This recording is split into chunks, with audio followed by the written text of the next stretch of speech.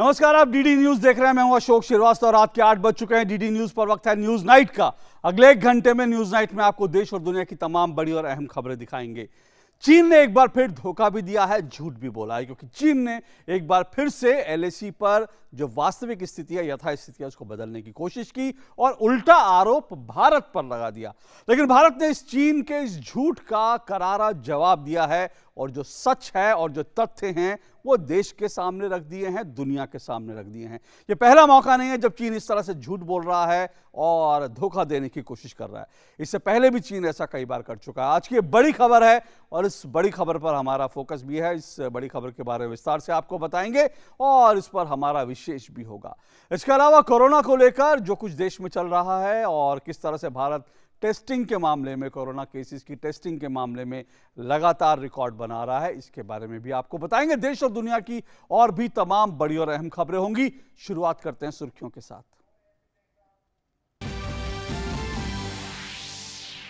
भारतीय सेना ने नकारा चीन का झूठ। एलएसी के उल्लंघन या गोलीबारी सहित किसी भी तरीके से आक्रामक व्यवहार की घटना से किया इनकार।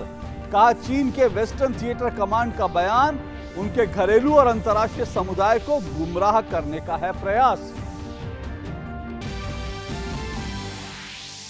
प्रधानमंत्री नरेंद्र मोदी ने जयपुर में पत्रिका गेट का किया उद्घाटन। भारतीय मीडिया के ग्लोबल होने की जरूरत पर दिया जोर। कहा, भारत के लोकल प्रोडक्ट्स के साथ साथ अब भारत की आवाज भी हो रही है ज्यादा ग्लोबल।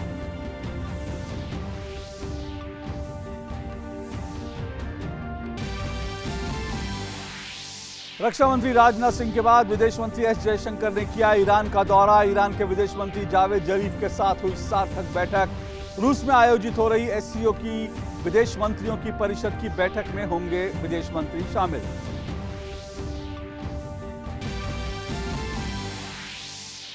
अंतर्राष्ट्रीय सौर गठबंधन द्वारा पहले विश्व और प्रौद्योगिकी शिखर सम्मेलन का वर्चुअल माध्यम से आयोजन। प्रधानमंत्री ने अपने संदेश में दुनिया से one world one sun one grid का हिस्सा बनने का किया आह्वान। 149 देशों के 26,000 से अधिक प्रतिभागी कार्यक्रम में हुए शामिल।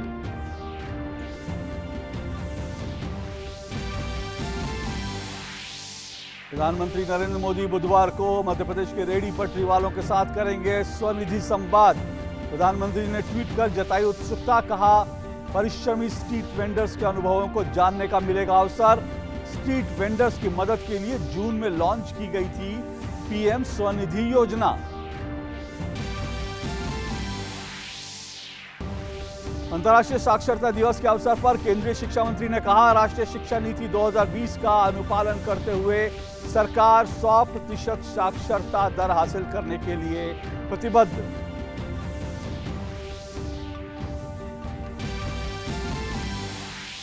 सुशांत सिंह राजपूत केस में मुख्य आरोपी रिया चक्रवर्ती को किया नारकोटिक्स कंट्रोल ब्यूरो ने गिरफ्तार। मेडिकल परीक्षण के बाद रिमांड के लिए स्थानीय अदालत में किया जाएगा पेश।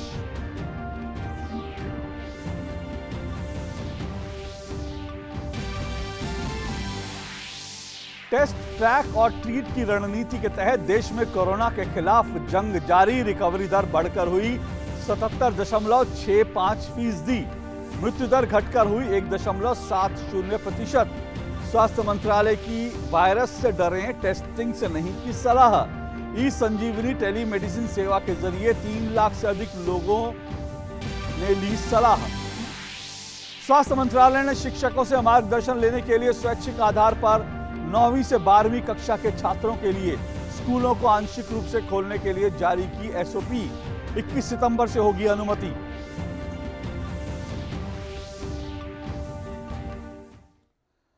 और आज की बड़ी खबर से शुरुआत करते हैं। पूर्वी लद्दाख में चीन ने एक बार फिर से यथास्थिति को बदलने की एक तरफा कार्रवाई की, लेकिन भारतीय सेना ने चीनी सेना को मुंह तोड़ जवाब देकर उसकी सारी साजिश विफल कर दी।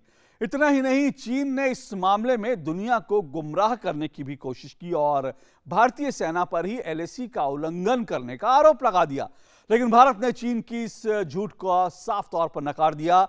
उधर भारतीय सेना ने यह भी कहा है कि शांति और स्थिरता बनाए रखने के लिए हम प्रतिबद्ध हैं, लेकिन भारतीय सेना हर हाल में अपनी राष्ट्रीय अखंडता और संप्रभुता की रक्षा के लिए वचनबद्ध है। पूर्वी लद्दाख में भारत और चीन में जारी तनातनी के बीच भारत ने फिर साफ किया है कि भारतीय सेना शांति और स्थिरता बनाए रखने के लिए प्रतिबद्ध है, लेकिन वह हर हाल में अपनी राष्ट्रीय अखंडता और संप्रभुता की रक्षा के लिए भी वचनबद्ध है। भारत ने एक बार फिर चीन को कटघरे में खड़ा करते हुए कहा है कि चीन तनाव को बढ़ाने के लिए निरंतर उकसावे की गतिविधियों को अंजाम दे रहा है। वास्तविक नियंत्रण रेखा के उल्लंघन से जुड़े चीन के वेस्टर्न थिएटर कमांड के बयान को खारिज करते हुए भारत ने इसे गुमराह करने वाला करार दिया है। रक्षा मंत्रालय की ओर से जारी बयान में कहा गया है कि भारत जहां एलएसी पर तनाव और किसी भी तरह के संघर्ष की स्थिति को कम करने के लिए प्रतिबद्ध है, तो वहीं चीन तनाव को बढ़ाने के लिए निरंतर उकसावे की गतिविधियों को अंजाम दे रहा है। भारतीय सेना ने किसी भी तरीके से एलएसी का उल्लंघन नहीं किया है और न ही गोलीबारी जैसे किसी आक्रामक साधन का उपयोग किया है, जबकि पीएलए सैन्य, राजनयिक और राजनीतिक स्तर पर जारी वार्तालाप के बावजूद खुलेआम न सिर्फ समझौते का उल्लंघन कर रहा है, बल्कि निरंतर आक्रामक युद्धाभ्यास भी कर रहा है। 7 सितंबर 2020 को एक और तात्कालिक मामले में पीएलए के सैनिकों ने एलएसी से सटी हमारी एक फॉरवर्ड पोजीशन की ओर बढ़ने का प्रयास किया और जब हमारे सैनिकों ने उनके इस प्रयास को असफल कर दिया तो पीएलए के सैनिकों ने हवा में कुछ राउंड गोलीबारी भी की। हालांकि उकसावे की इस गंभीर हरकत के बावजूद हमारे सैनिकों ने बेहद संयम बनाए रखते हुए अत्यंत जिम्मेदार और परिपक्व तरीके से व्यवहार किया। भारतीय सेना शांति और स्थिरता बनाए रखने के लिए प्रतिबद्ध है, किंतु वह हर हाल में अपनी राष्ट्रीय अखंडता और संप्रभुता की रक्षा के लिए भी वचनबद्ध है। वेस्टर्न थिएटर कमांड का बयान अपनी घरेलू और अंतर्राष्ट्रीय आबादी को गुमराह करने का एक प्रयास है। उधर विदेश मंत्रालय ने चीन की मीडिया में भारतीय एनएस से अजीत डोभाल के बयानों के आधार पर आ रही खबरों को पूरी तरह से गलत बताते हुए कहा है कि यह तथ्यों पर आधारित नहीं है। चीन से जारी तनाव के बीच विदेश मंत्री एस जयशंकर ने सोमवार को एक कार्यक्रम में कहा कि पूर्वी लद्दाख में वास्तविक नियंत्रण रेखा पर स्थिति काफी गंभीर है और मामले के समाधान के लिए राजनीतिक स्तर पर गहराई से बातचीत की जरूरत है। इन सब घटनाक्रम के बीच विदेश मंत्री एस जयशंकर शंघाई सहयोग संगठन यानी एससीओ की बैठक में हिस्सा लेने के लिए मॉस्को पहुंच रहे हैं। विदेश मंत्री मॉस्को में आयोजित एससीओ के विदेश मंत्रियों की बैठक में शामिल होंगे। इस बैठक में चीन के विदेश मंत्री वांग यी भी मौजूद रहेंगे। मॉस्को पहुंचने से पहले विदेश मंत्री एस जयशंकर ईरान की राजधानी तेहरान में रुके और ईरान के विदेश मंत्री से द्विपक्षीय हित के तमाम मसलों पर बात की। उन्होंने ट्वीट किया, तेहरान में रुकने के दौरान ईरान के विदेश मंत्री जावेद जरीफ के साथ एक सार्थक बैठक, द्विपक्षीय सहयोग को मजबूत करने पर विचार विमर्श हुआ और क्षेत्रीय घटनाक्रमों की समीक्षा की। बेहतरीन मेहमान नवाजी के लिए उनका धन्यवाद। एस जयशंकर की यात्रा रक्षा मंत्री राजनाथ सिंह की मॉस्को यात्रा के महज कुछ दिन बाद हो रही है। राजनाथ सिंह एससीओ के रक्षा मंत्रियों की बैठक में शामिल होने के लिए रूस गए थे। इसी बैठक के बाद शुक्रवार को राजनाथ सिंह और चीन के रक्षा मंत्री की 2 घंटे से भी ज्यादा समय तक बातचीत चली थी। इस बातचीत में राजनाथ सिंह ने चीन को साफ बता दिया था कि एलएसी पर चीन की ओर से एक तरफा तरीके से यथास्थिति को बदलने की कोशिशें द्विपक्षीय समझौतों का उल्लंघन है। रक्षा मंत्री ने चीन को पैंगोंग झील सहित विवाद के सभी क्षेत्रों से जल्द पूरी तरह सेनाएं हटाने, एलएसी का सख्ती से अनुपालन और सम्मान करने तथा एक पक्षीय तरीके से यथास्थिति में बदलाव लाने का प्रयास नहीं करने का सुझाव दिया था। रक्षा मंत्री भी रूस से लौटते समय तेहरान में रुककर ईरान के विदेश मंत्री के साथ बैठक की थी। सुधीर यादव और अभिषेक झा के साथ news night desk, DD news. तो एक तरफ चीन एससीओ की बैठक में भारत से बातचीत करने की पेशकश करता है, बातचीत भी चलती रहती है, सैन्य स्तर पर, सैन्य कमांडर स्तर पर बातचीत चलती रहती है। दूसरी तरफ कूटनीतिक स्तर पर बातचीत चलती रहती है, लेकिन दूसरी तरफ वो एलएसी पर यथास्थिति को बदलने की कोशिश करता रहता है, साजिश करता रहता है और उसका जो आरोप भी है उल्टे भारत पर मढ़ देता है। इसे कहते हैं चोरी और सीनाजोरी।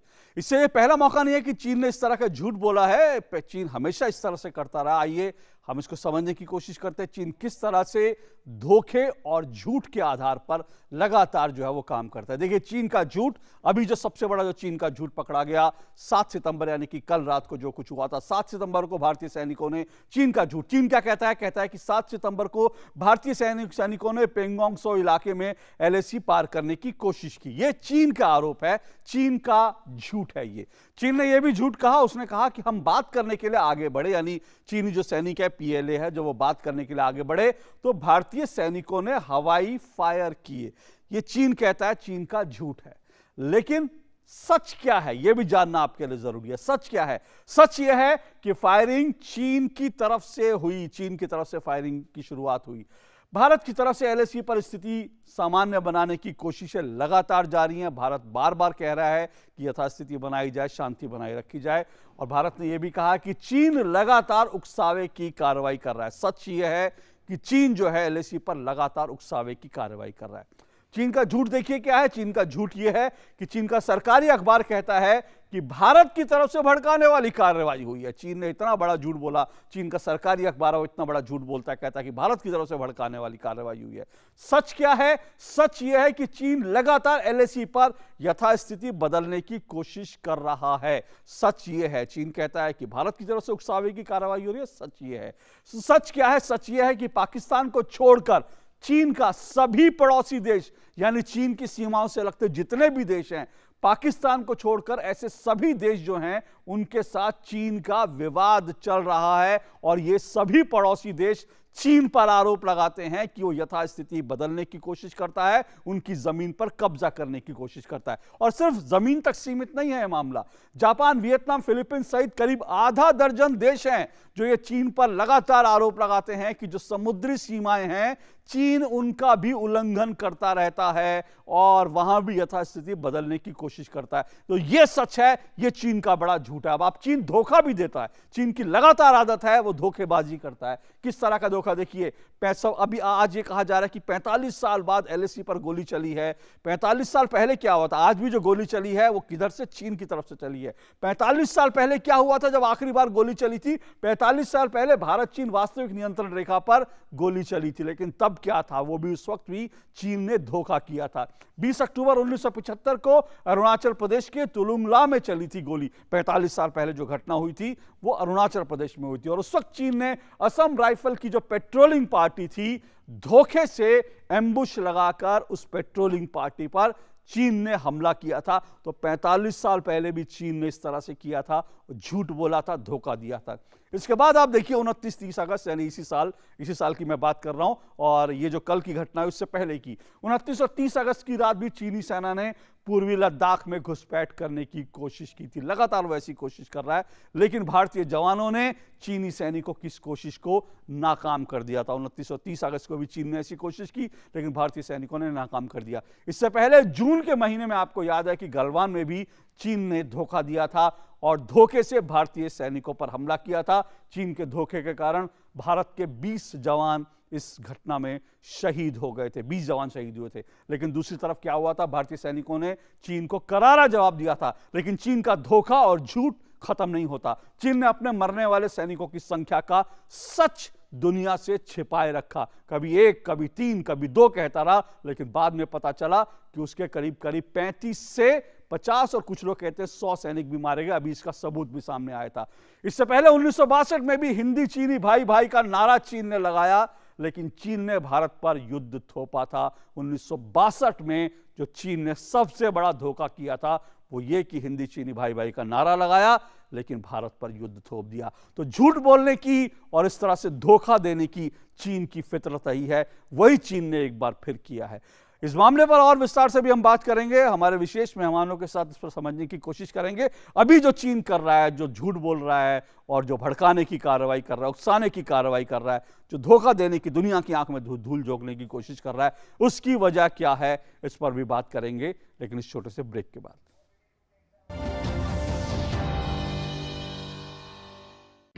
पक्की होगी बुनियादें तो हंसे हिंदुस्तान होगा। पहले करो शुरुआत करो, करो तो पक्की बात करो। पहले करो शुरुआत करो, करो तो पक्की। वंडर सीमेंट, एक परफेक्ट शुरुआत।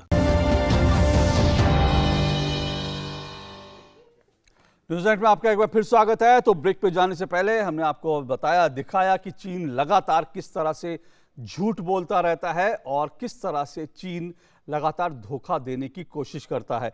हमारा आज का जो विशेष है और हमारा आज का फोकस है वो इसी खबर से जुड़ा हुआ है, और हमारा जो आज का विशेष है वो ये है कि चीन के झूठ पर भारत ना करारा जवाब, इसी पर हम चर्चा करेंगे। और इसी पर हमारा आज का फोकस है। दो खास मेहमान हमारे साथ जुड़ रहे हैं इस पर चर्चा करने के लिए। परिचय करवा दूं, हमारे साथ विवेक काटजू साहब जुड़ रहे हैं।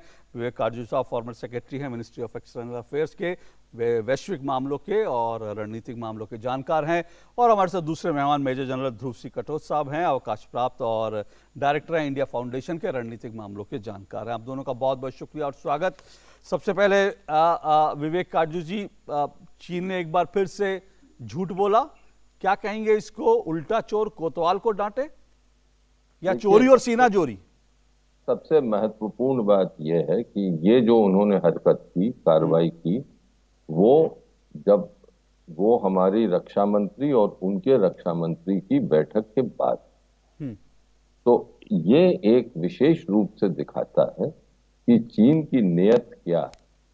वो ये है कि टेंशन को वो वास्तविक नियंत्रण रेखा पर बरकरार रखें और जो हमने मजबूत कदम उठाए हैं पैंगोंग त्सो पर, उनको किसी तरह विफल करें। ये पहला पहलू। दूसरा पहलू, चीन का प्रोपेगेंडा जारी, और वो ये जो उसने बताया, दुनिया को अपना बयान दिखाने की कोशिश करी कि ये जो आक्रमण एक आक्रामक रूप भारतीय सैनिकों ने अपनाया और खाली उन्होंने जब चीन ने जवाबी कार्रवाई की, वो अच्छी बात है कि आज हमारे रक्षा मंत्रालय ने उस जो कल घटना हुई है उसकी वास्तविकता दुनिया के, भारत के देश के सामने और दुनिया के सामने लाके रखा।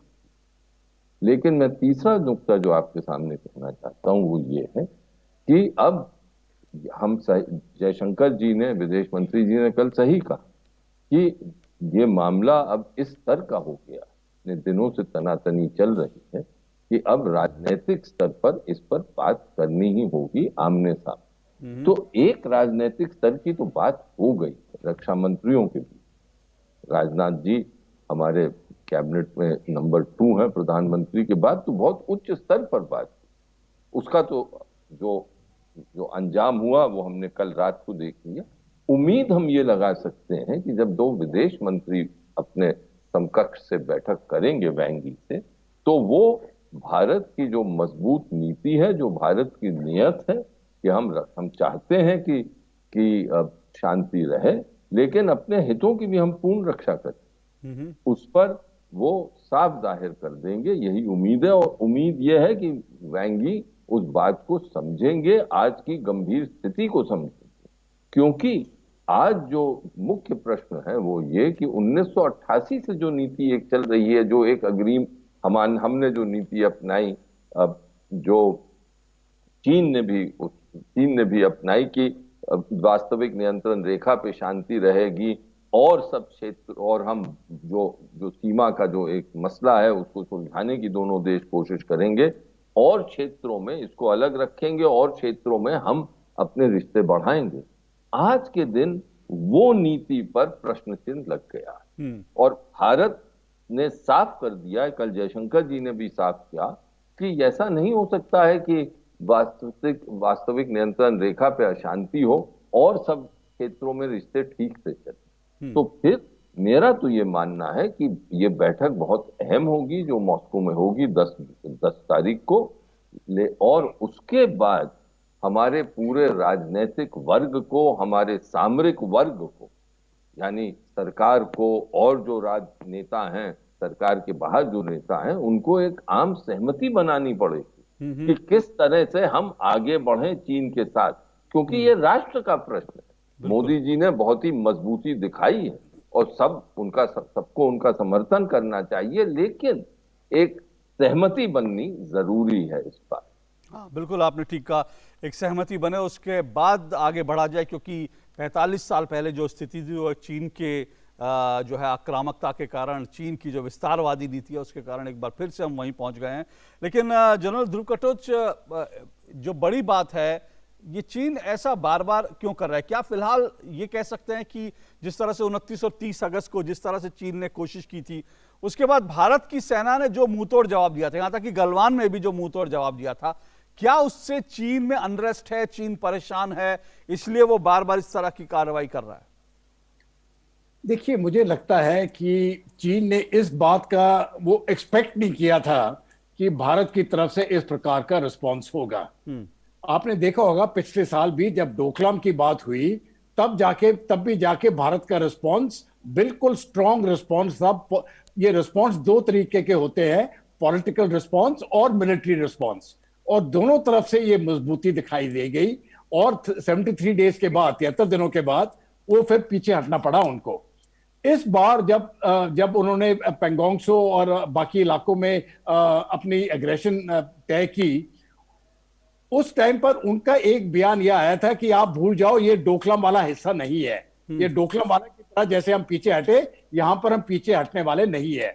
तो उन्होंने पहले से ही इस प्रकार की नीति बना रखी थी कि जो भी वो इस प्रकार की जो सलामी स्लाइसिंग करेंगे वो हटने वाले नहीं है। तो तब जाके साउथ पेंगोंग त्सो का जो एक्शन हुआ, उसके बाद ये घबरा गए, क्योंकि अब जाके स्थिति बिल्कुल बदल चुकी है।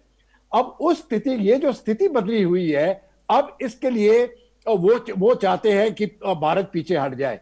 अभी जैसे विवेक काटजू साहब ने बताया, वो बात खत्म हो गई है। जो पुराने प्रोटोकॉल्स थे जो 1988 से चल रहे थे, वो नीति सब समाप्त है।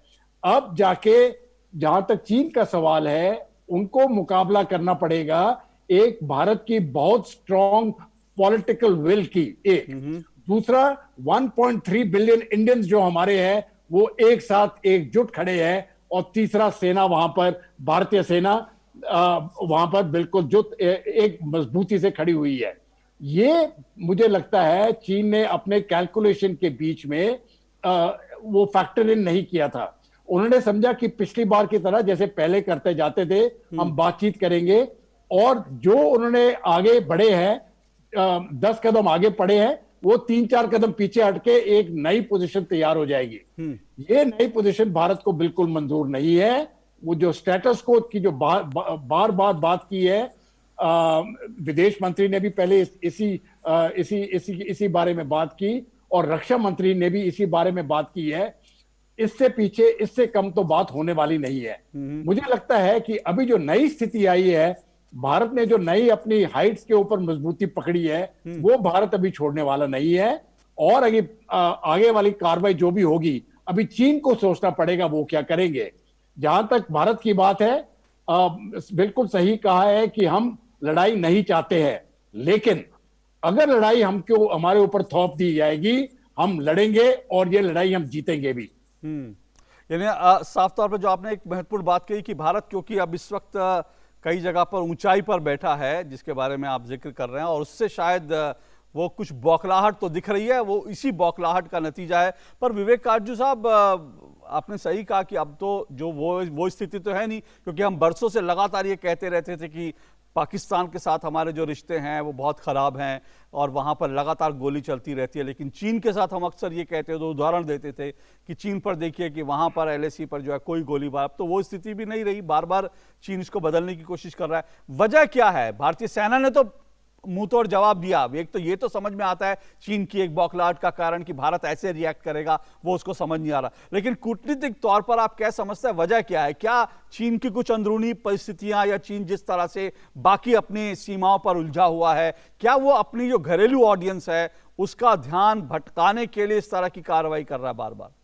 देखिए, इसके अंदरूनी कारण है, लेकिन उसके कुछ चीन की जो विदेश नीति है उसको भी हमें देखना चाहिए।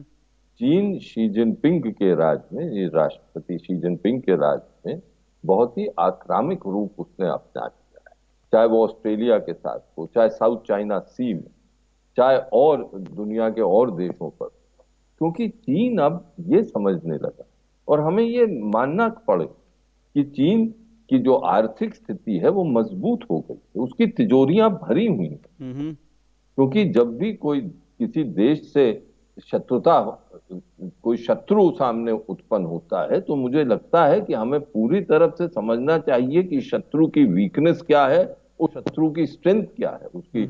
तो उस चीन की इकोनॉमिक स्ट्रेंथ तो इस वक्त बहुत जबरदस्त है। इससे उसको एक घमंड भी आ गया है, एक घमंड है कि हमारी तिजोरियां भरी हैं और हम जो मनमाना करेंगे, और वो दबाव में ला रहा है देशों।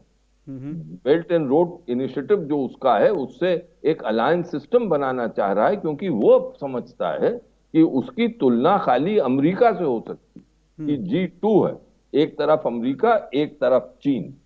और अब इसलिए वो अब भारत को भी ये दिखाने की, मेरा मानना है, दिखाने की कोशिश कर रहा है कि देखो तुम हमारे बराबर नहीं हो। लेकिन यहां पर जो उसने एक्शन लिया वो ये नहीं समझा कि यहां पर इच्छा शक्ति है, राजनीतिक इच्छा शक्ति। और जैसे कटोच साहब ने ठीक कहा कि हमारी पूरी 1.3 बिलियन 130 करोड़ से ज्यादा जनता मजबूत खड़ी कि हम ये सब चीजें बर्दाश्त नहीं करें। हम चाहते हैं कि शांति रहे सीमा पर, शांति LAC पे रहे, कि चीन के साथ जो रिश्ते थे वो ठीक चल रहे थे। लेकिन अगर, और जैसे अब हो गया कि हमें, मेरा मानना है कि जो हमारी पूरी नीति है उसका मूल्यांकन करना पड़ेगा। और जैसे मैंने आपसे, फिर मैं दोहराऊंगा कि ये राजनीतिक वर्ग और सामरिक वर्ग को साथ मिलकर करना पड़ेगा। सरकार का साथ तो देना ही है, वो तो है ही अपनी जगह, लेकिन ये अब राष्ट्रीय हित की बात हो गई। अब इससे बढ़ के गंभीर राष्ट्रीय हित का मामला इस वक्त देश के समक्ष नहीं है। एक तरफ कोरोना तो है, जिसका बड़ा जिसकी तरफ सरकार की तवज्जो है और जो हो सक रहा है वो कर रहे हैं। दूसरी तरफ ये है, आर्थिक स्थिति भी हमें देखनी है। तो चीन समझता है कि इस वक्त भारत एक समस्याओं में घिरा है तो एक और प्रेशर पॉइंट बना सके, लेकिन उसको ये समझना चाहिए कि ये भारत नहीं कबूल करे। और ये जो आक्रामक रूप उसने अपनाया है, वो दुनिया के बहुत सारे देश अब इस पर टिप्पणी करने लगे हैं और ये कहने लगे हैं कि भाई ये चीन को क्या हो गया है, वो ऐसा क्यों आक्रामक, बिल्कुल एक उत्तेजित आक्रामक रूप अपना रहा है। उसके जो राजदूत हैं वो डिप्लोमेसी छोड़ के अब थ्रेट्स की भाषा, यानी अब दबाव डालने की भाषा में बात करने लगे हैं, जो कि राजनय के सिद्धांतों के बिल्कुल अलग। तो अब ये सब माहौल एक चीन ने बनाया हुआ है। लेकिन मैं फिर कहूं कि चीन इस वक्त, चीन की शक्ति है, और ऐसा नहीं है कि हमारी शक्ति नहीं है कि हम उसका मुकाबला नहीं कर सकते, हम करेंगे। लेकिन जब जोश होता है तो उसके साथ होश भी होने की जरूरत।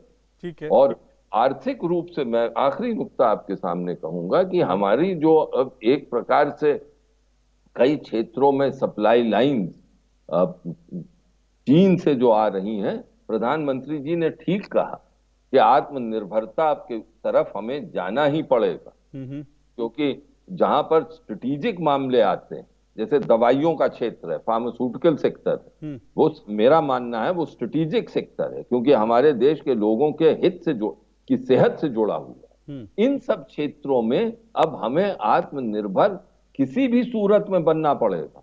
हर सूरत में सरकार तो साथ है ही, लेकिन अब भारतीय इंडस्ट्री को सामने आना पड़ेगा, और एक तरह से उनकी परीक्षा भी हो रही। उनकी भी परीक्षा हो रही है, और कोरोना के टाइम में दिखाया भी है भारत किस तरह से खड़ा हो सकता है। लेकिन जाहिर सी बात है, आपने बहुत साफ गोई से कुछ चुनौतियां जो हमारे सामने उनका जिक्र कर दिया। तो जनरल ध्रुव कटोच साहब, आर्थिक रूप से जो विवेक काटजू साहब ने कहा कि हमको ये समझना चाहिए अपना विरोधी की ताकत और उसकी कमजोरी दोनों का हमको एहसास होना चाहिए, तो उन्होंने आर्थिक रूप से तो बताया कि चीन के पास इस वक्त इतना पैसा है, शायद इसलिए वो उसको घमंड भी आ गया है। लेकिन बड़ी बात है, अगर सैन्य स्तर पर देखें तो कुछ लोग सैन्य स्तर पर भी कहते हैं कि चीन बड़ा मजबूत देश है, और इसमें कोई दो राय नहीं कि भारत कतई युद्ध नहीं चाहता। लेकिन अगर जिस तरह से चीन का रवैया है, आपको क्या लगता है कि भारत मुकाबले के लिए कितना तैयार है? क्योंकि चीन तो धोखा देने से बाज आएगा नहीं, झूठ बोलने से बाज आएगा नहीं, हमारी तैयारी कितनी है? देखिए अशोक जी, एक चीज मैं बताना चाहता हूं, जहां तक युद्ध की बात है उसके बाद मैं तैयारी की बात करूंगा जी। एक, ये तो बात बिल्कुल सही है कि भारत युद्ध नहीं चाहता है, बिल्कुल, लेकिन जब आप इरादा कर लेते हो कि हम देश की अखंडता के लिए हम लड़ेंगे, अपनी इज्जत के लिए लड़ेंगे, एक बार जब लड़ने का इरादा पक्का हो जाता है, तभी आप युद्ध को अवॉइड कर सकते हो। अगर आप पहले से ही युद्ध से डर जाएंगे और बोलेंगे कि युद्ध कोई ऑप्शन नहीं है, तब तो हम पहले से ही हार चुके हैं। ये जो इरादा है, मैं समझता हूं ये सबसे बड़ा डेटरेंस है चीन को, और यही चीन को बुखला रहा है इस समय पर, क्योंकि भारत ने पक्का इरादा कर लिया है, हम शांति चाहते हैं, लेकिन अगर जरूरत पड़े हम लड़ने के लिए तैयार हैं, और लड़ने के लिए तैयार के साथ हम ये लड़ाई जीतेंगे भी। ये इरादा है, इससे बुखला गया है चीन। दूसरा है हमारी तैयारी। देखिए, मैं मानता हूं कि चीन के पास जहां पर उसकी मिलिट्री ताकत है वो बहुत ज्यादा है भारत से, लेकिन ये समझना जरूरी है वो ताकत हमने देखनी है जो तिब्बत के ऊपर है। हम पूरी चीन की ताकत नहीं दे सकते हैं, जो क्योंकि चीन की ताकत कई और फ्रंट्स में भी है। कितनी ताकत चीन तिब्बतन प्लेटो के ऊपर ला सकता है, सिर्फ वो देखना है हमने, और जितनी वो ला सकता है हम उसका पूरी तरह से मुकाबला कर सकते हैं, बेशक वो आर्मी की तरफ से हो या वायुसेना की तरफ से हो या मिसाइल्स की तरफ से हो। तीसरा, जहां तक भारत का रुख है, ये लड़ाई जो है हमने साफ संकेत पहले से भी भेज दिए हैं, अगर ये युद्ध पर चला जाता है ये एयर वॉर भी होगा और नेवी की तरफ से भी लड़ाई होगी। और वहां पर आप देखिए जो चाइना की वल्नरेबिलिटी है मलाक्का स्टेट के ऊपर, और जिस प्रकार से अमेरिका और बाकी देश भी एकजुट हो गए हैं साउथ चाइना सी पर, मैं समझता हूं चीन के लिए भी खतरा अब बहुत ज्यादा हो गया है। तो चीन ये ना समझे कि भारत कमजोर है। भारत की ताकत जैसे मैंने शुरू में बताया 3 चीजों पे है। एक, हमारी पॉलिटिकल विल है, ये पॉलिटिकल विल बहुत मजबूत है। दूसरा, हमारी देश की शक्ति, और तीसरा, हमारे मिलिट्री की शक्ति। और इसमें मुझे नहीं लगता है कि चीन को कोई गलती करना चाहिए। हम शांति चाहते हैं, यस, लेकिन हम लड़ाई करना भी जानते हैं, और जरूरत पड़ने पर अगर लड़ाई हो जाएगी हम ये लड़ाई जीतेंगे। बिल्कुल बिल्कुल, आपने कहा बिल्कुल लड़ाई जीतेंगे, हौसलों से लड़ाई जीती जाती है और भारत की ताकत भी कम नहीं है आज की तारीख में। पर विवेक काटजू साहब, जाहिर सी बात है, अभी आपने कहा कि अब तो जो स्थिति है अब उसमें उच्च स्तर पर राजनीतिक वार्ता की ज़रूरत आ गई है और उसके लिए सहमति बनाने की ज़रूरत है। इसमें एक बड़ी बात है कि इस वक्त ठीक है, चीन जो है उसके पास बहुत पैसा आ गया शायद, इसलिए उसका घमंड है, या विदेश नीति उसकी क्या है, पर ऐसे इस वक्त जो विश्व की स्थिति है, अगर विश्व की स्थितियां देखें उसको देखकर आपको क्या लगता है कि भारत को कूटनीतिक रूप से क्या कुछ विकल्प आजमाने चाहिए? क्योंकि बार बार हम बात यही करते हैं कि भारत युद्ध नहीं चाहता, तो वैश्विक स्तर पर अगर हम देखें तो चीन हर तरफ से घिरा भी हुआ है। कोरोना के कारण चीन को लेकर दुनिया भर में गुस्सा भी है। अमेरिका में राष्ट्रपति चुनाव हो रहे हैं और राष्ट्रपति चुनाव में हम ट्रंप साहब को देखें तो उनके लिए चीन एक बड़ा मुद्दा है। चीन की विस्तारवादी नीति, कोरोना, ये सब राष्ट्रपति चुनाव में बड़ा मुद्दा है। वैश्विक स्तर पर देखें तो क्या परिस्थिति इस वक्त आपको दिखती है जिसमें, और भारत को इसमें कूटनीतिक रूप से क्या कदम उठाने चाहिए? देखिए, पहली चीज आपने बिल्कुल सही कहा, विश्व में चीन के प्रति कोरोना वायरस को लेके बहुत गुस्सा है, क्योंकि विश्व का मानना है और ठीक मानना कि चीन, जब ये वायरस चीन में शुरू हुआ तब जो चीन को कदम उठाने चाहिए थे, जो एक वार्निंग देनी चाहिए थी दुनिया को, वो उसने नहीं दी, इसलिए वो फैला और इसकी कीमत पूरी दुनिया चुका रही है। तो चीन के खिलाफ ये गुस्सा तो है ही। हमें ये जो गुस्सा है वो भी उसको उजागर करना चाहिए। हम इस वक्त WHO में जो उनकी एग्जीक्यूटिव कमेटी है उसको हम चेयर करते हैं। इसमें हमें बिल्कुल अच्छी तरह इसको इन्वेस्टिगेट करना चाहिए। दूसरा, हमारा जो पक्ष, जो चीन ने आक्रमण किया है, जो अमेरिका मानता है, अब उसको साफ रूप से दुनिया के सामने दिखाना चाहिए और ये साफ कर देना चाहिए कि हम नहीं चाहते हैं लड़ाई, क्योंकि दोनों देशों के पास परमाणु हथियार और दुनिया की नजरें इस पर हैं इस वक्त, क्योंकि कोई नहीं चाहता है कि दो महाशक्तियां, हाँ ये सही, चीन की थोड़ी शक्ति ज्यादा है, लेकिन कटोच साहब ने बिल्कुल सही फरमाया, असल में देखना पड़ेगा कि तिब्बत में वो कितनी शक्ति ला सकते हैं। लेकिन उसको अगर हम अलग रखें तब भी नहीं चाहती है दुनिया की यहाँ पर लड़ाई की दोनों देशों, जो महाशक्तियां हैं जिनके पास परमाणु हथियार हैं, वो आपस में इस तरह उनकी भिड़ंत हो। तो सब दुनिया कह रही है कि भाई चीन से कि शांत रहो, ये जो तुम रुख अपना रहे हो ये ठीक नहीं है। हाँ, पब्लिकली दुनिया जो है बहुत, मेरा अपना जो अनुभव रहा है, पब्लिकली साफ तौर से ये सब पर्दे के पीछे समझाया जाता है। पब्लिकली कोई भी देश नहीं चाहता है कि बयानबाजी इस तरह की वो करे किसी एक चीन जैसे देश के लिए, या हमारा समर्थन तो कर रहे हैं, लेकिन वो ज्यादा अप्रत्यक्ष होगा, राजनयिक रूप से भी वो अप्रत्यक्ष होगा। तो हमें अपना जो स्थिति है वो बतानी चाहिए। और अंत में मैं यही कहूंगा, जब देश एक होता है, पार्लियामेंट, अब संसद का सत्र शुरू होने वाला है, वहां से अगर एक आवाज उठी सबकी, जो हम सब उम्मीद कर रहे हैं कि आवाज उठेगी, जी, सरकार जी। के सरकार के साथ सब लोग खड़े होंगे जी। और ये कहेंगे कि देश की जब बात आती है तो हमें बिल्कुल। कोई विरोध, आपस की विरोध नहीं है। बिल्कुल। जब वो संदेश दुनिया को जाएगा, हाँ। तब दुनिया सचेत होगी और दुनिया कहेगी कि देखो ये भारत, चाहे आपस में कुछ भी राजनीति हो, जब लेकिन राष्ट्रीय हित की जब बात आती है भारत तो एक है। इनका राजनैतिक वर्ग बिल्कुल। और जो इनका सामरिक वर्ग है वो एक हो जाता है। बिल्कुल एक हो जाता है। ये मैसेजिंग बहुत जरूरी है जो आपने कहा, और यहीं पर राजनीतिक पार्टियों को परिपक्वता दिखानी पड़ेगी, राजनेताओं को परिपक्वता दिखानी पड़ेगी, जो काटजू साहब ने कहा। बहुत बहुत शुक्रिया विवेक काटजू जी और जनरल ध्रुव कटोच साहब, आपका बहुत बहुत शुक्रिया इस अहम मुद्दे पर हमारे साथ जुड़ने के लिए। आज की बड़ी खबर पर हम चर्चा कर रहे थे अपने दो विशेष मेहमानों के साथ, चीन को भारत ने जिस तरह से उसके झूठ का करारा जवाब दिया है उसको लेकर। बढ़ते हैं अब अगली खबरों की तरफ। प्रधानमंत्री नरेंद्र मोदी ने आज कहा कि भारत के लोकल प्रोडक्ट्स ग्लोबल हो रहे हैं और भारत की आवाज भी अब ज्यादा ग्लोबल हो रही है। जयपुर में पत्रिका गेट के वीडियो कॉन्फ्रेंसिंग के जरिए लोकार्पण करते हुए प्रधानमंत्री ने यह बात कही।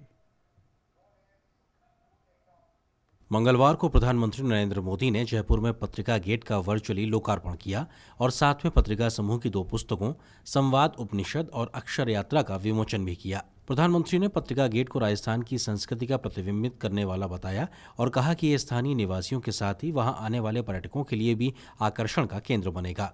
वहीं दोनों पुस्तकों को भी उन्होंने साहित्य और संस्कृति दोनों के लिए अनुपम उपहार करार दिया। इस मौके पर प्रधानमंत्री ने कहा कि आज हर अंतर्राष्ट्रीय मंच पर भारत की उपस्थिति मजबूत हुई है। ऐसे में भारतीय मीडिया को भी ग्लोबल होने की जरूरत है। भारत के लोकल प्रोडक्ट्स तो ग्लोबल हो ही रहे हैं, लेकिन भारत की आवाज भी अब ज्यादा ग्लोबल हो रही है। दुनिया भारत को अब और ज्यादा ध्यान से सुनती है। आज लगभग हर अंतर्राष्ट्रीय मंच पर भारत की बहुत मजबूत उपस्थिति है। ऐसे में भारतीय मीडिया को भी ग्लोबल होने की जरूरत है। प्रधानमंत्री ने आत्मनिर्भर भारत और लोकल के लिए वोकल संकल्प को एक बड़े अभियान की शक्ल देने और उसे व्यापक करने की जरूरत पर बल दिया। आज जब हम आत्मनिर्भर भारत की बात कर रहे हैं, आज जब लोकल के लिए वोकल होने की बात कर रहे हैं, मुझे खुशी है कि हमारा मीडिया इस संकल्प को एक बड़े अभियान की शक्ल दे रहा है। साथियों, हमें अपने इस विजन को और व्यापक करने की जरूरत है। पीएम मोदी ने स्वच्छ भारत, उज्ज्वला गैस योजना और जल जीवन मिशन जैसी सरकारी योजनाओं के बारे में जागरूकता फैलाने और कोरोना के खिलाफ जंग में मीडिया की भूमिका की सराहना की। उन्होंने कहा कि मीडिया द्वारा सरकार की आलोचना स्वाभाविक है और इससे लोकतंत्र मजबूत हुआ है। कोरोना के खिलाफ जागरूकता अभियान में भी भारतीय मीडिया ने जनता की अभूतपूर्व सेवा की है। सरकार के कार्यों की विवेचना, सरकार की योजनाओं में जमीनी स्तर पर जो कमियां हैं उसे बताना, उसकी आलोचना करना, ये भी हमारा मीडिया बखूबी करता रहा है। प्रधानमंत्री मोदी ने कोरोना महामारी का जिक्र किया और उम्मीद जताई कि देश जल्द ही ये लड़ाई जीत लेगा। हमारे देशवासी भी स्वस्थ रहें और अर्थव्यवस्था को भी गति मिले, ये आज देश की प्राथमिकता है। मुझे भरोसा है कि देश जल्द ही ये लड़ाई जीतेगा। देश की यात्रा भी अक्षर यात्रा बनेगी। राजस्थान के सभी इलाकों के वास्तुशिल्प और सांस्कृतिक विरासत को प्रदर्शित करने वाले पत्रिका गेट का निर्माण जयपुर में जवाहरलाल नेहरू मार्ग पर समाचार पत्र समूह पत्रिका ने कराया है। इसी समूह के प्रमुख ने दोनों पुस्तकें लिखी हैं, जिनका विमोचन प्रधानमंत्री ने किया। इस मौके पर प्रधानमंत्री ने वेदों का भी जिक्र किया और कहा कि हमारे वेद हमारी संस्कृति के साथ ही विश्व भर के लिए हैं। उन्होंने कहा कि वेद और वेदांत से सृष्टि और विज्ञान का भी दर्शन है। इसने दुनिया के तमाम वैज्ञानिकों को आकर्षित किया है। जयपुर ब्यूरो के साथ news night desk, TD news. और अंतर्राष्ट्रीय सौर गठबंधन ISA द्वारा आज विश्व सौर प्रौद्योगिकी शिखर सम्मेलन का वीडियो कॉन्फ्रेंसिंग के जरिए आयोजन किया गया। 153 देशों के 26,000 से अधिक प्रतिभागी इस सम्मेलन में शामिल हो रहे हैं। इस सम्मेलन में सौर ऊर्जा की अगली पीढ़ी की प्रौद्योगिकियों को लेकर नवीन और नवीकरणीय और सस्ती, टिकाऊ, स्वच्छ हरित ऊर्जा के उत्पादन में तेजी लाने के बारे में विचार विमर्श किया जा रहा है।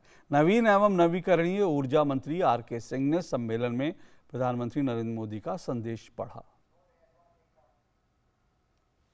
इंटरनेशनल सोलर अलायंस के पहले विश्व सौर प्रौद्योगिकी शिखर सम्मेलन का मंगलवार को उद्घाटन किया गया। ISA सदस्य देशों के प्रतिनिधियों ने वीडियो कॉन्फ्रेंसिंग के जरिए सम्मेलन में हिस्सा लिया। केंद्रीय मंत्री और अंतर्राष्ट्रीय सौर गठबंधन सभा के अध्यक्ष RK सिंह ने प्रधानमंत्री नरेंद्र मोदी का संदेश पढ़कर सदस्यों को सुनाया। संदेश में पीएम ने सभी देशों से अपील की कि वे अंतर्राष्ट्रीय सौर गठबंधन का हिस्सा बने और धरती को बचाने की इस मुहिम में शामिल हो। उन्होंने कहा कि भारत का प्रति व्यक्ति कार्बन उत्सर्जन दुनिया में न्यूनतम है, लेकिन फिर भी नवीकरणीय ऊर्जा को अपनाने की भारत की प्रतिबद्धता का नतीजा है कि आज सौर ऊर्जा में भारत दुनिया में चौथे स्थान पर पहुंच चुका है। Technology holds the key to scale up the use of solar energy. Technological advancements have already brought about a significant reduction in the price of solar power. A further reduction in cost will provide a major boost to the use and expansion of renewable energy. I am sure that this summit will help in developing new technologies and ensure that they become available to all. The ISA is a part of One World, One Sun, One Grid project. I firmly believe that this project can bring transformational benefits for the entire humanity. केंद्रीय petroleum मंत्री धर्मेंद्र प्रधान ने कहा कि सार्वजनिक क्षेत्र की सभी petroleum कंपनियां और ऊर्जा समेत नवीकरणीय ऊर्जा के अन्य क्षेत्रों में भी व्यापक निवेश कर रही हैं। देश की 5 सार्वजनिक क्षेत्र की पेट्रोलियम और प्राकृतिक गैस कंपनियां उद्यमी सहभागी के तौर पर ISA में हिस्सा लेंगी। I am happy to announce that 5 public sector undertakings under our ministry will be joining ISA Coalition for Sustainable Climate Action as corporate partners and will be contributing to ISA's Corpus Fund. सम्मेलन में भारत के national thermal power corporation और international solar alliance के बीच 47 परियोजनाओं को लागू करने के समझौते पर भी दस्तखत किए गए।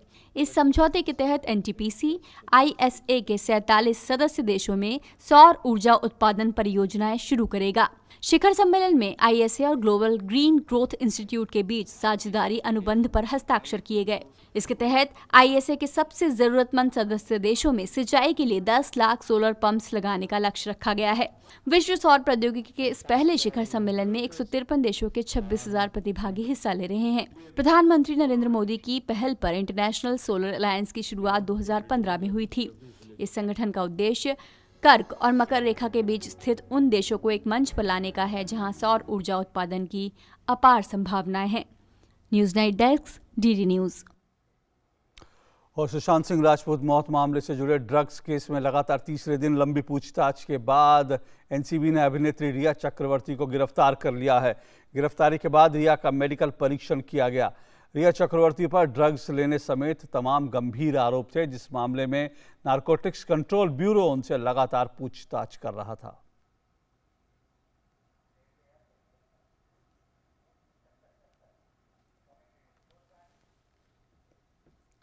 और शिक्षा मंत्रालय द्वारा ऑनलाइन माध्यम से 54वें अंतर्राष्ट्रीय साक्षरता दिवस का आयोजन किया गया। इस अवसर पर केंद्रीय शिक्षा मंत्री रमेश पोखरियाल निशंक मुख्य अतिथि थे। इस अवसर पर शिक्षा राज्य मंत्री संजय धोत्रे विशिष्ट अतिथि थे। इस अवसर पर यूनेस्को के प्रतिनिधि द्वारा यूनेस्को के महानिदेशक का संदेश पढ़ा गया। इस अवसर पर सचिव स्कूली शिक्षा और साक्षरता विभाग अनीता करवाल और मंत्रालय के वरिष्ठ अधिकारी भी मौजूद थे।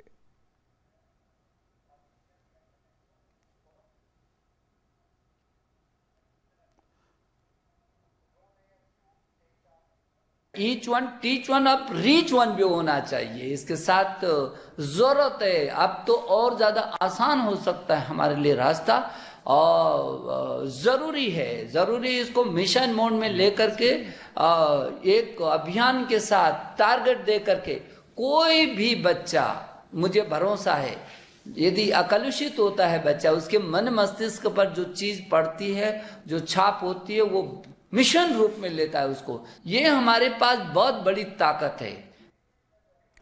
अंतर्राष्ट्रीय साक्षरता दिवस के मौके पर केंद्रीय मंत्री प्रकाश जावड़ेकर ने शिक्षा की अहमियत पर जोर दिया है। एक ट्वीट में उन्होंने कहा कि कोई आसपास निरक्षर हो तो उसे पढ़ना लिखना सिखाएं। आइए मिलकर साक्षर भारत का सपना साकार करें। प्रधानमंत्री नरेंद्र मोदी बुधवार को मध्य प्रदेश के रेहड़ी पटरी के लोगों के साथ स्वनिधि संवाद करेंगे। भारत सरकार द्वारा कोविड-19 महामारी से प्रभावित निर्धन रेहड़ी पटरी वालों को पुनः आजीविका से जोड़ने के लिए पीएम स्वनिधि योजना भारत सरकार द्वारा 1 जून 2020 को शुरू की गई थी।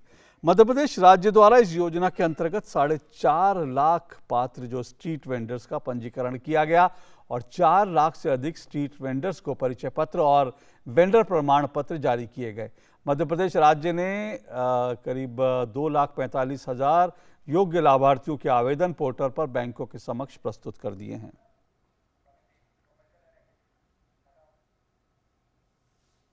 और वक्त फिलहाल एक और छोटे से ब्रेक का। ब्रेक के बाद खबरों का सिलसिला जारी रहेगा। एक भरोसे का हुनर उंगलियों को मिल गया, मिट गए वो फासले, वो वक्त भी बदल गया। रिश्ते पुराने हैं मगर मिलने के हैं ढंग नए, बदलाव के घुलने लगे अब जिंदगी में रंग नए। हम जहां हमारा बैंक वहां।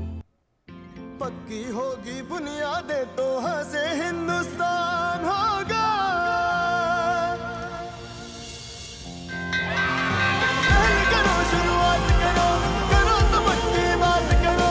पहल करो शुरुआत करो, करो तो पक्की। वंडर सीमेंट, एक परफेक्ट शुरुआत। केंद्रीय स्वास्थ्य और परिवार कल्याण मंत्रालय ने कक्षा 9वीं से 12वीं तक के छात्रों के लिए स्कूल को आंशिक रूप से खोलने के लिए दिशा निर्देश जारी किए हैं। ये फैसला स्वैच्छिक आधार पर होगा और छात्र अध्यापकों से परामर्श ले सकेंगे। इस तरह की गतिविधि को 21 सितंबर से मंजूरी दी जाएगी। इन दिशा निर्देशों में सामाजिक दूरी का पालन, मास्क पहनना, बार बार हाथ धोना और आरोग्य सेतु ऐप डाउनलोड करना अनिवार्य होगा। इसके अलावा छात्रों को अभिभावकों से लिखित मंजूरी जरूरी होगी। और कोविड-19 के खिलाफ देश भर में रिकवरी दर हर गुजरते दिन के साथ बेहतर हो रही है। भारत में प्रति मिलियन पर टेस्टिंग की संख्या भी बढ़ी है और 5 करोड़ से ज़्यादा सैंपल टेस्ट हुए हैं। स्वास्थ्य मंत्रालय की ओर से दी गई जानकारी में बताया गया है कि देश के कई राज्यों में कोविड के कारण होने वाली मृत्यु दर में उल्लेखनीय कमी दर्ज की गई है।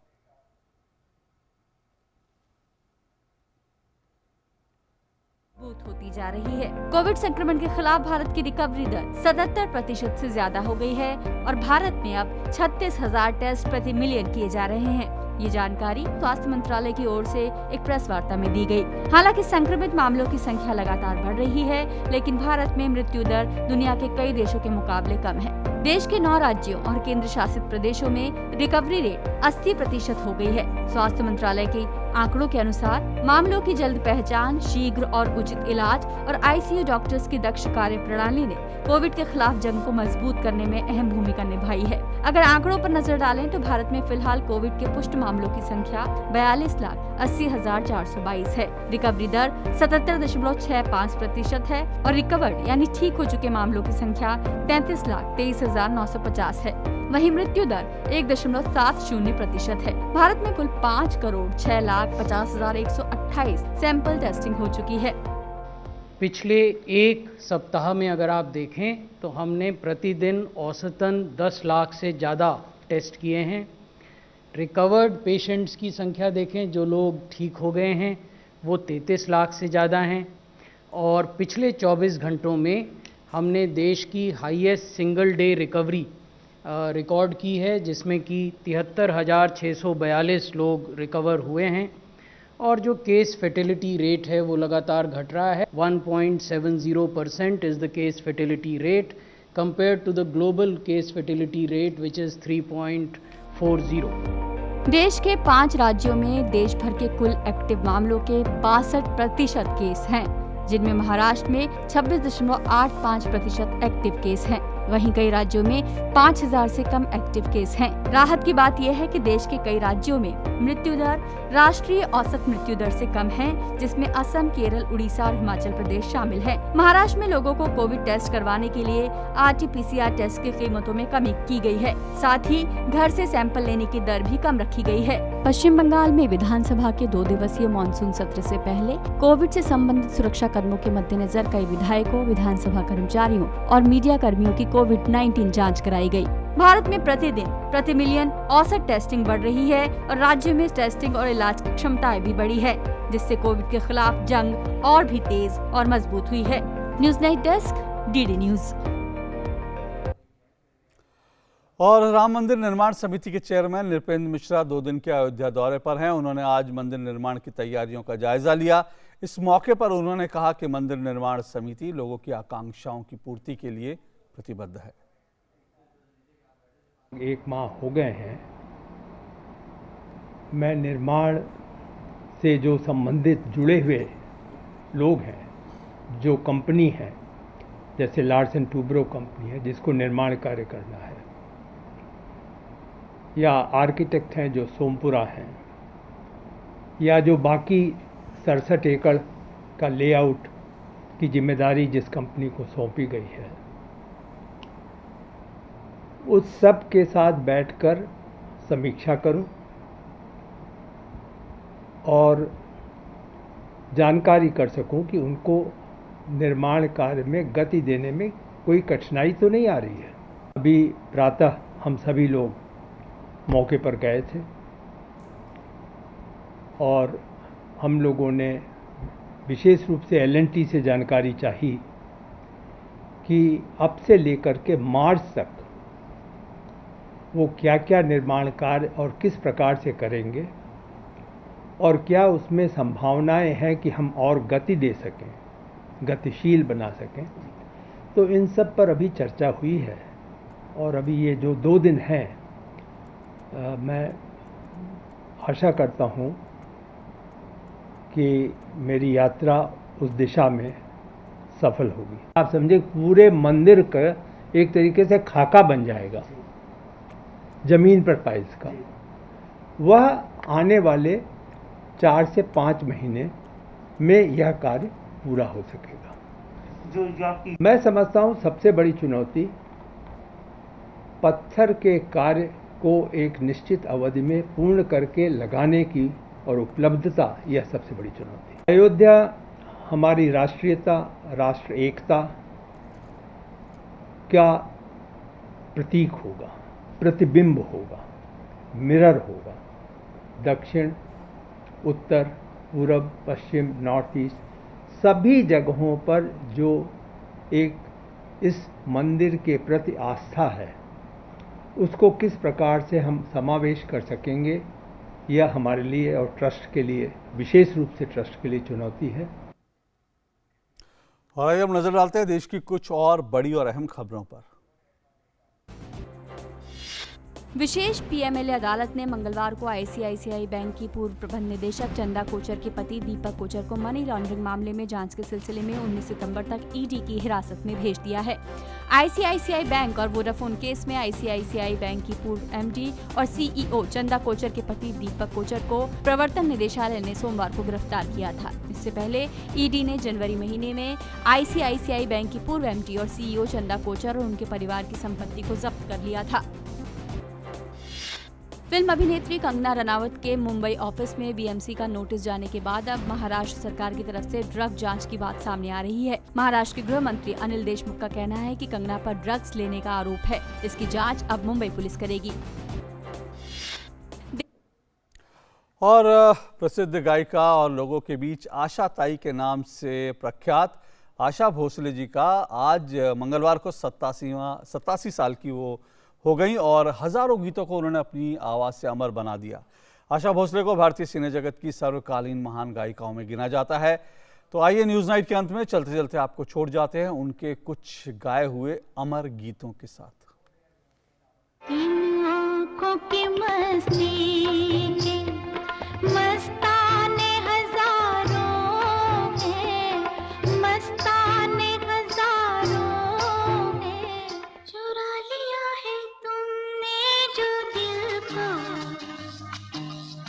नजर नहीं चुराना सनम, बदल के मेरी तुम जिंदगानी, कहीं बदल ना जाना सनम। दो लफ्जों की है दिल की कहानी, या है मोहब्बत या है जवानी। दो लफ्जों की है दिल की कहानी, या है मोहब्बत या है जवानी। उड़े जब जब जुल्फे तेरे, कंवरियों का दिल मचले, कंवरियों का दिल मचले जिंद मेरी ये। हो जब ऐसे चिकने चेहरे, हो जब ऐसे चिकने चेहरे।